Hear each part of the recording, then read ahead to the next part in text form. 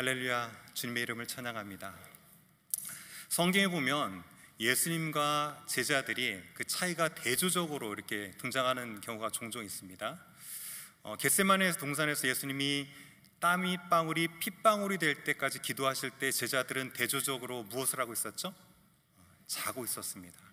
그런데 오늘 본문도 잘 보면 예수님과 수제자였던 베드로가 대조적으로 극명하게 등장하는 것을 알 수 있습니다. 예수님께서는 공회에 잡혀서 신문 받으실 때 무엇이라고 하셨냐면 내가 그니라, I am, 에고 에이미라고 자신을 인정했던 반면에 오늘 베드로는 어떻게 했냐면 여종과 다른 사람들이 질문할 때 I am not, 나는 아니라, 욱 에이미라고 하면서 자기를 부인하고 있는 것을 알 수가 있습니다. 오늘은 그래서 이렇게 시인하시는 예수님, 더불어서 부인하는 베드로를 살펴보려고 합니다. 자, 그런데 순서를 좀 바꿔가지고 베드로의 부인을 먼저 살펴보겠습니다. 오늘 베드로는 예수님이 잡히시자 이제 멀찍이 좀 떨어져서 쫓아갔죠. 그래서 대제사장의 안뜰까지 가서 불을 쬐고 있었어요. 그런 상황에서 여종이 잘 보니까, 유심히 보니까 저 얼굴 많이 봤는데 라고 하면서 이제 베드로를 향해서 첫 질문을 던졌고, 이 질문은 점점점 깊어지면서 세 가지 질문으로 이제 확장되어져 나갑니다. 자, 첫 번째 질문을 이렇게 했어요. 너도 나사렛 예수 함께 있었도다 라고 하면서 여종이 베드로에게 이제 질문했습니다. 자, 그러자 이제 두 번째 또 다른 여종이 그에게 질문했는데, 이 사람은 그 도당이라고 하면서 베드로가 아닌 자기 주변 사람에게 봐라, 이 사람이 베드로라는 사람인데 이 사람이 바로 그 사람의 도당이다 라고 했어요. 여기서 도당이라는 말은 무엇이냐면 예수께 속한 무리로부터 나온 자라고 해가지고 다른 이제 복음서에서는 뭐라고 했냐면 그 제자 중에 하나다라고 얘기했습니다. 자, 그런데 이것이 더 깊어지면서 세 번째 질문이 이렇게 에드가 됩니다. 너도 갈릴리 사람이다, 참으로 그 도당이다 라고 하면서 그 증거물을 딱 제시해요. 그러니까 마태복음 26장을 보니까 그 베드로의 말투가 문제였던 것 같아요. 말투를 보니까 너는 빼도 박도 못하는 갈릴리 사람인데 거 봐라, 넌 갈릴리 사람이고 예수님의 제자가 분명하다, 이렇게 마치 올무가 발목을 점점점 옥죄어 오듯이 이 질문들은 베드로를 한쪽으로 몰아가면서 그를 옥죄어 오고 있었던 것이죠. 그런데 이 질문을 받을 때마다 아니나 다를까 베드로는 예수님을 부인하는 강도가 점점 더 세집니다. 자, 첫 번째 어떻게 그가 답변하면서 부인했습니까? 내가 말하는 것이 무엇인지 알지도 못하겠고 깨달지도 못하겠다라고 했어요. 나는 네가 무슨 말 하는지 모르겠고 나는 예수님하고 같이 다닌 적이 없거든, 지금 이렇게 얘기하고 있는 거예요. 자, 그러면서 두 번째 무엇이라 부정하냐면 이렇게 얘기해요. 맹세하고 또 부인하여서 내가 그 사람을 알지 못하노라. 자, 부인할 때 맹세를 했고요. 더불어서 이번에는 아까는 간접적으로 내가 그분하고 다닌 적은 없다라고 했지만 이번에는 뭐라고 하냐면 나는 그 사람, 예수라는 사람을 모른다라고 하면서 직접적으로 예수를 부인하기 시작했죠. 그런데 이 두 번째 맹세했던 부인은 어떻게 더 깊어집니까? 자, 세 번째 그의 부인입니다. 저주하며 맹세하되 이 사람을 알지 못한다 라고 했어요. 맹세하는 것으로 부족했든지 저주까지 하면서 나는 그를 모른다 라고 얘기하고 있는 것입니다. 자, 그런데 한글 성경을 보면 이 저주했다라는 표현이 마치 예수님을 향해서 저주했다라고 이렇게 느껴지기 쉬운데 실은 이 저주하다라는 단어는 그렇게 사용되는 단어가 아닙니다.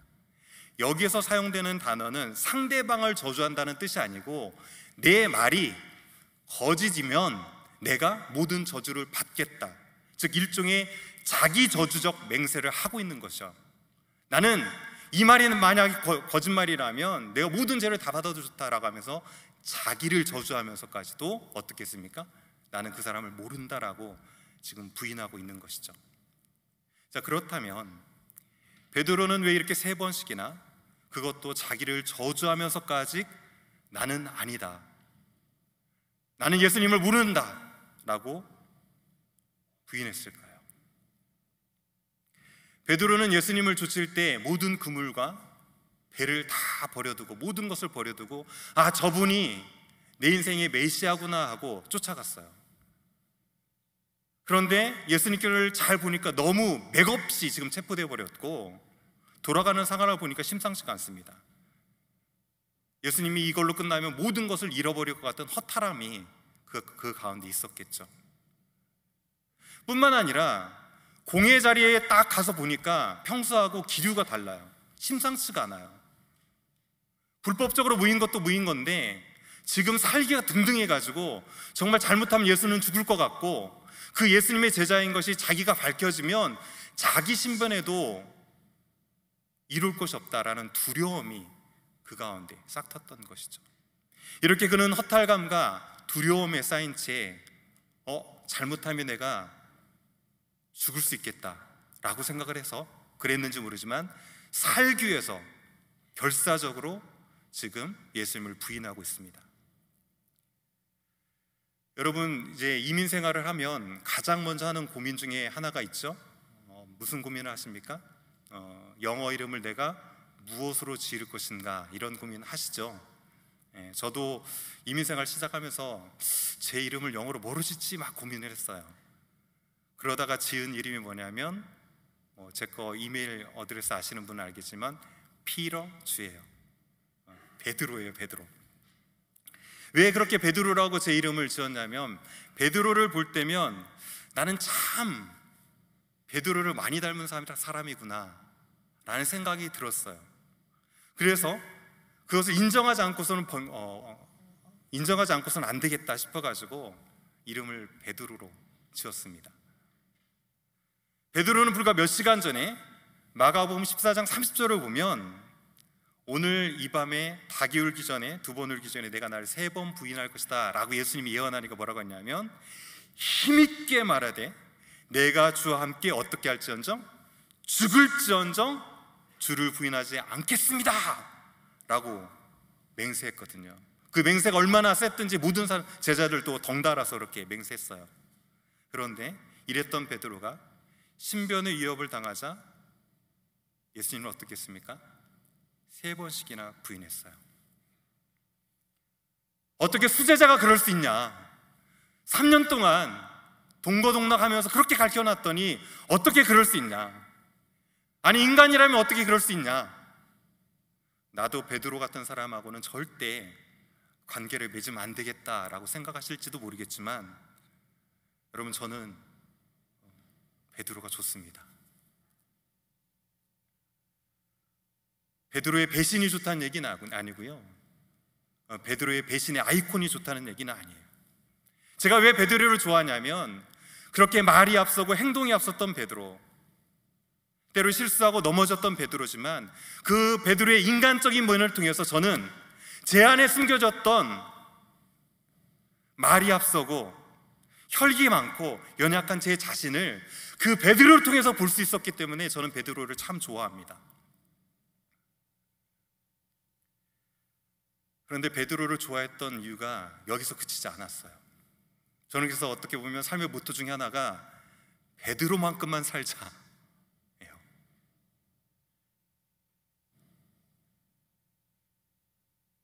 여러분, 베드로만큼만 살아도 우리 신앙은 성공하지 않을까요? 자, 72절 한번 보십시오. 왜 제가 그런 얘기를 했는지. 자, 72절. 닭이 곧 2번째 울더라. 이에 베드로가 예수께서 자기에게 하신 말씀, 곧 닭이 2번 울기 전에 내가 3번 나를 부인하라 하심이 기억되어 이 일을 생각하고 울었더라. 오늘 베드로는 닭 울음소리를 듣자 예수님이 자기에게 했던 그 말씀이 기억났고요, 그 말씀이 기억나서 울었다라고 되어 있어요. 마태복음과 누가복음을 보면 밖으로 나가서 심히 통곡했다라고 했어요. 그런데 이 심이라는 단어는 딱 2번 베드로하고 관련돼서 이때만 쓰입니다. 의미적으로는 쓰라리게, 비통해서 라는 의미가 있어요. 오늘 베드로는 심장이 찢어질 것 같은 비통함과 그 쓰라림을 가지고 땅에 엎드려서 통곡하고 회개했다라는 것이죠. 저희 특송 시간에 고백이라는 찬양 들었잖아요. 저도 오늘 처음 들었거든요. 말씀드렸던 것처럼 가사도 처음 봤어요. 내려오면서 철기강 사님한테 왜 제목이 고백이에요? 라고 했더니 실은 제목이 긴데 짧게 제목을 짓느라고 고백이라고 했대요. 자, 그 앞에 누구의 고백이래, 원래 원곡이. 자, 누구의 고백일까요? 베드로의 고백이에요. 베드로에게는 회개가 있었습니다. 베드로에게는 심한 통곡을 통해서 그가 비록 넘어졌을지라도 오뚜기같이 다시 일어서는 철저한 통곡의 회개가 있었다는 것이죠. 저는 그래서 베드로가 좋습니다.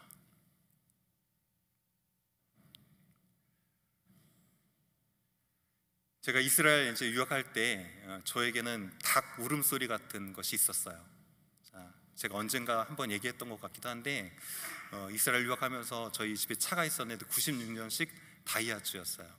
근데 이제 색이 골드색이어가지고 저희 집에서 별명을 금둥이라고 붙였거든요. 그래서 금둥이 하면서 타고 다녔어요. 제가 탈 당시에도 한 12년 됐기 때문에 라디에이터에 물 붓고 타는 거는 기본이었고요. 늘 엔진오일 가지고 다니면서 부어서 타고 다녔습니다. 자, 그런데 이 차가요, 죄송합니다, 영특했어요. 자, 어떤 면에서 영특했냐면, 자, 제가 몸이 피곤해가지고 새벽 예배를 한 일주일에 2번 빼먹죠? 자, 그럼 이 차가 어떻게 됐을까요? 시동이 안 걸려요. 그래서 학교를 가야 되는데 시동이 안 걸리고, 장을 보러 가야 되는데 시동이 안 걸려요. 자, 그러면 시동이 매일 걸리게 하려면 어떻게 해야 됐을까요? 새벽 예배를 그 추운데 매일 나갔어야 됐어요. 그리고 한 번은 이스라엘에 제가 유학하는 동안 가뭄이 되게 들었던 적이 있어요. 그래서 물을 이제 아껴 쓴다고 했는데 그에 따라 누진율이 적용돼 가지고 한 달 수도세가 500불이 나왔어요. 그러니까 지금 뭐 500불, 근데 그 당시 때 유학생이 500불 무슨 돈이 있겠습니까? 자, 그래서 제 기억으로 그때 온전한 11조를 드리지 못했어요. 자, 차가 어떻게 됐겠습니까? 역시나 시동이 안 걸리더라고요. 자, 그래서 제가 그때마다 차가 시동이 안 걸릴 때마다 무슨 생각을 했을까요? 하나님께서 내게 사인을 주시는 건데 내가 그것을 못 알아듣는 것이 있다면 무엇이지? 이거는 내게 지금 닭울음 소리다. 내가 기억해야 될 말씀이 무엇이지? 데네이고 데니였어요. 하나님께서는 우리 가운데 주변의 사람들이나 자연 환경을 통해서, 심지어는 자동차를 통해서도 하나님의 뜻을 우리로 하여금 알게 하시더라고요.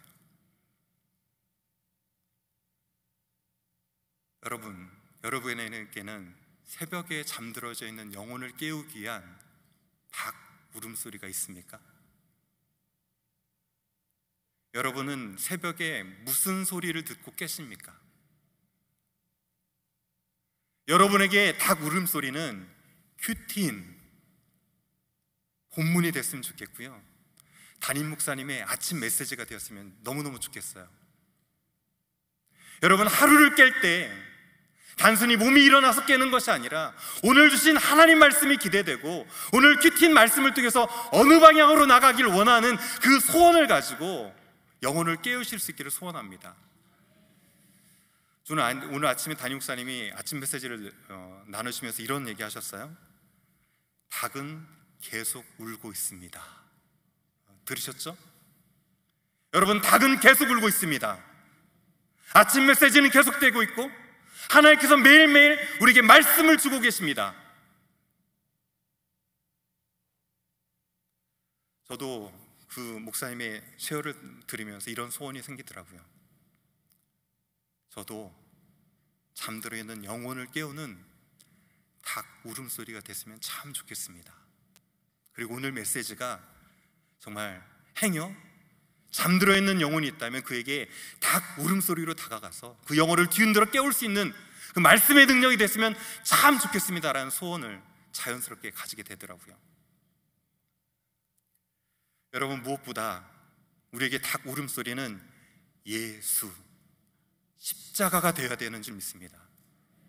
여러분, 예수라는 단어를 듣고 십자가라는 음성을 들어도 가슴이 냉랭하다면 무엇으로 여러분의 영혼을 깨우시겠습니까? 십자가 예수 그 이름 앞에서도 돌처럼 굳어졌던 심령이 있다면 오늘 우리는 회개함으로 기도해야 됩니다. 주님, 나의 영혼을 깨워주시옵소서. 오늘 이 밤 가운데 예수 십자가의 그 생명의 음성이 우리 가운데 들려짐으로 내 죄가 보여지고 말씀대로 살지 못했던 우리 삶이 회개되어지고 새롭게 되어지는 십자가 은혜를 덧입을 수 있기를 주님의 이름으로 간절히 축원합니다. 자, 이제 두 번째로 시인하는 예수님의 모습을 잠시 살펴보려고 합니다. 자, 56절, 55절 다 같이 한번 읽어주시죠. 시작.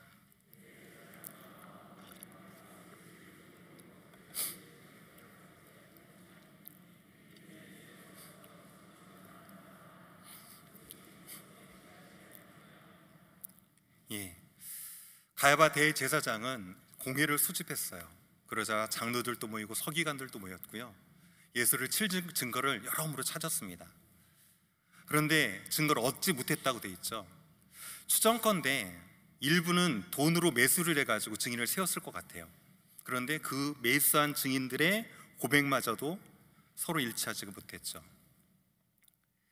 이스라엘의 최고 의결교관이었던 산헤드린 공회는 주로 안식일이나 절기가 없는 날로 오픈을 해야 되고요, 더불어서 대낮에 오픈된 공간에서 열리는 게 산헤드린 공회의 일반적인 원칙입니다. 그런데 유대인의 3대 명절이었던 지금 유월절에, 그것도 밤에 대제사장 가야바의 집에서 은밀하게 지금 펼쳐지고 있는 것이죠. 이것을 보면 아마 은밀하게 신속하게 시간을 다투면서 처리하고 싶었던 문제가 있었던 것 같습니다. 그런데 그것이 뜻대로 되지 않았죠. 이쯤 되면 무임을 소집했던 대제사장의 마음은 많이 초조해졌을 것 같아요. 더더군다나 질문하는 질문에 예수님이 답이라도 하면 그 답에서 좀 꼬투리를 찾고 싶을 건데 예수님은 어떻게 하셨습니까? 여전히 입을 열지 않고 침묵하고 계셨죠. 자, 그러자 이제 마지막이라는 심정으로 대제사장은 아마 결정적인 질문을 하나 던졌을 것입니다. 자, 61절에 그 질문이 있어요. 자, 61절. 침묵하고 아무 대답도 아니하시거늘. 예수님께서 대답하지 않았죠. 그러자 대제사장이 다시 물어 이르되 내가 찬송받을 이것은 구약 때 이제 하나님을 표현할 때 하나님의 이름을 대신해서 이렇게 표현했습니다. 하나님의 아들 그리스도냐? 예수께서 이르시되 침묵을 깨고 대답하셨어요. 뭐라고 하셨습니까? 내가 그니라. 인자가 권능자의 우편에 앉는 것과 장차 부활에 승천할 것을 뜻하죠. 하늘 구름을 타고 오는 것, 마지막 때 오셔서 심판하실 것을 너희가 보게 될 것이다 라고 이렇게 얘기했어요. 자, 그런데 잘 보면 예수님께서는 왜 이때 자기가 그리스도인이심을 시인했을까요?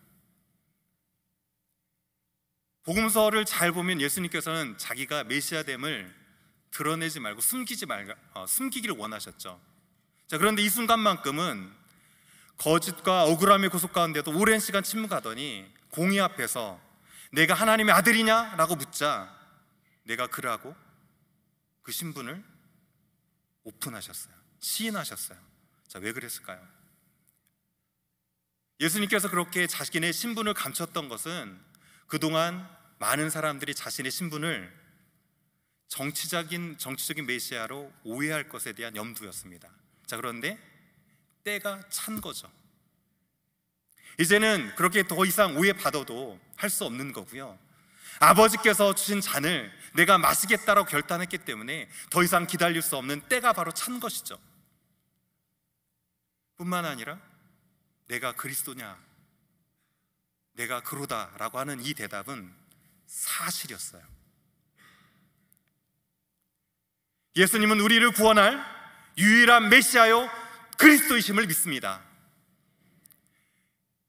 바로 예수님은 여호와 하나님 스스로 계신 자, 출애굽기 3장 14절에 말하는 I am who I am, 나는 스스로 있는 자다 말씀하셨던 그 하나님이심을 믿습니다. 태초에 말씀이 계시니라, 이 말씀이 하나님과 함께 계셨으니 이 말씀은 곧 하나님이시니라. 말씀이 육신이 되어 우리 가운데 거하심에 그렇게 오신 하나님이 바로 예수님임을 믿습니다. 왜? 내가 그러다 하셨다고요? 때가 찼고 더불어서 이것은 진리니까 그렇게 대답하셨죠. 자, 그런데 이거보다 더 큰 이유가 있었습니다. 예수님은 왜 이렇게 이 시점에 시인하셨을까요? 죽으시기 위해서 그러셨죠. 어제 큐티인 본문이 예수님께서 겟세마네에서 잡히시는 본문이었잖아요.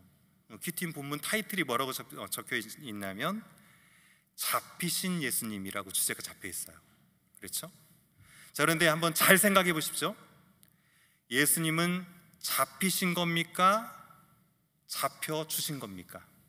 다시 한번, 예수님은 잡히신 겁니까? 잡혀 주신 겁니까? 자, 예수님은 지금 감람산 겟세마네에 계세요. 이곳은 성의 맞은편으로 성이 잘 보이는 위치입니다. 계곡사에 있기 때문에 예루살렘에서 그를 잡으러 오는 사람이 보이면 바로 조금만 올라가면 유대 광야로 빠지게 돼요. 유대 광야는 여러 가지 길이 있고 동굴도 있고 그래서 한번 숨으면 잘 찾을 수 없어요. 그런데 잡혔다는 얘기는 잡혀주신 거죠. 뿐만 아니라 베드로가 말구의 귀를 베었을 때 예수님께 이렇게 말씀하셨죠. 12군단 더 되는 천사를 내가 보내갈 수 있을지를 너는 모르느냐? 내가 잡히는 걸 원하지 않는다면 지금 당장 12군단을 보내서라도 나는 잡히지 않을 수 있다는 거죠. 자, 그렇다는 얘기는 예수님은 잡혀주신 거죠. 뿐만 아니라 오늘 신문 가정을 보면 내가 그리스도냐라고 묻는 가야바의 질문에 예수님께서 내가 그니라 대답하심으로 가야바에 의해서 신성모독이라는 판결을 받고 예수님께서 사형에 해당되는 죄로 정죄를 당하는 것처럼 보입니다. 그렇죠? 자, 그런데 한번 묻습니다. 예수님은 정죄를 당하셨습니까? 아니면 죄를 뒤집어 써주셨습니까? 다시 한번, 예수님은 정죄를 당하신 것입니까? 아니면 스스로 죄를 뒤집어 써주신 겁니까? 아이러니컬하게 하나님이신 예수님께서는 신성모독이라는 죄명 아래 오히려 죄를 뒤집어 써주심으로 사형감이 되어주신 것이죠. 왜 이렇게 예수님께서는 죄를 뒤집어 써주시고 왜 예수님께서는 이렇게 죽어주셨나요? 왜 그러셨습니까? 그래야만 우리의 죄를 없애할 수 있고 그래야만 우리를 살리실 수 있기 때문이었습니다. 그럼에도 불구하고 우리는 어떻게 생각합니까? 이사야서 53장 4절이 말하는 것처럼 그는 실로 우리의 질고를 지고 우리의 슬픔을 당하였거늘 우리는 생각하기를 그는 징계를 받아서 하나님께 맞으며 고난을 당한다 하였노라. 그가 찔림은 우리의 허물 때문이요 그가 상함은 우리의 죄악 때문이라. 그가 징계를 받음으로 우리는 평화를 누리고 그가 채찍에 맞음으로 우리는 나음을 받았도다. 그가 정죄를 받음으로 감히 우리가 죽을 수밖에 없는 우리가 죄 많은 우리가 의롭다고 인정을 받게 된 것입니다. 그가 채찍이 맞고 고난을 당하심으로 우리가 나음을 받았고 비로소 우리가 평화를 누리게 된 것입니다. 그가 십자가에 우리를 대신해서 죽으심으로 우리에게 영원한 생명의 살 길이 열리는 것이죠. 죽을 줄 알면서도 시인하셨던 이 예수님의 시인은 바로 우리 때문입니다. 그 때문에 우리는 의롭다 칭함받게 되었고 자유롭게 되었고 영원한 생명을 얻은 줄 믿습니다. 이제 그 믿음 가지고 이제 예수 그리스도의 십자가 보면서 다 같이 한번 찬양했으면 좋겠어요. 갈보리 산 위에 십자가 섰으니 주님, 우리는 연약해서 때로 베드로처럼 넘어지고 부인하고 그럴 때가 있지만 이 시간 다시금 회개함으로 그 십자가 붙들고 최후 승리를 얻을 때까지 믿음으로 달려나가겠습니다 하는 마음 가지고 다 같이 한번 찬양합니다.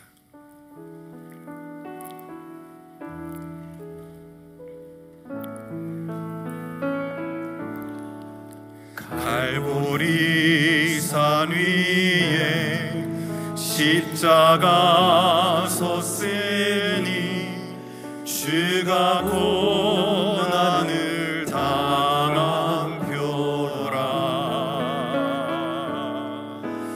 험한 십자가를 내가 사랑함은 주가 보혈을 흘림일세.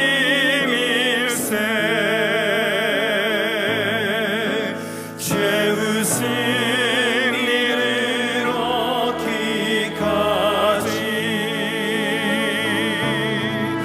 주의 십자가 사랑하리.